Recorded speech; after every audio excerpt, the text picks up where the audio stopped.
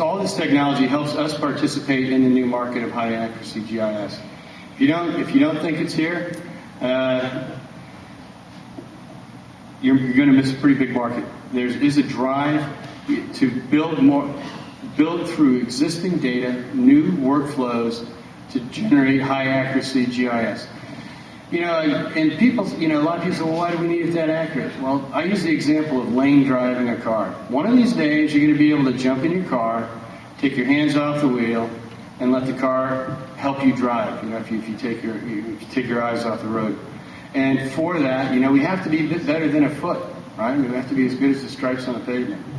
And GIS is going to be the technology that powers that.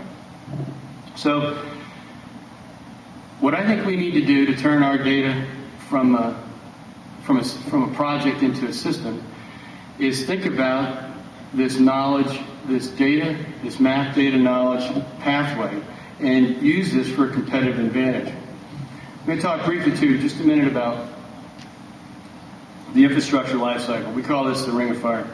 When we build something, we plan and collect data. When we know what we're going to build, we get the surveyors involved, we get some photogrammetry, we do some analysis, we do some design, then we start building, then we as-build, and then we operate. And we think for surveyors, at least with the recovery package in the construction, as-built, and operations phase, we always think of construction and as-built and layout, but we need to think more about operations. We need to think about collecting that data into operations. This is that same diagram laid flat, where we plan, collect, analyze, and the blue line is the existing way we pass data along. We don't pass along all the data we've collected.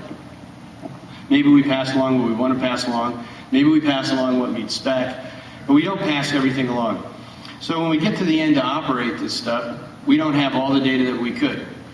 75% of the cost of infrastructure through its life cycle is in operation and maintenance, and it doesn't take a lot of extra data to improve the operation and maintenance, and if 75% of the cost is there, there's a rapid ROI in the as-built phase of collecting data that's useful in operations.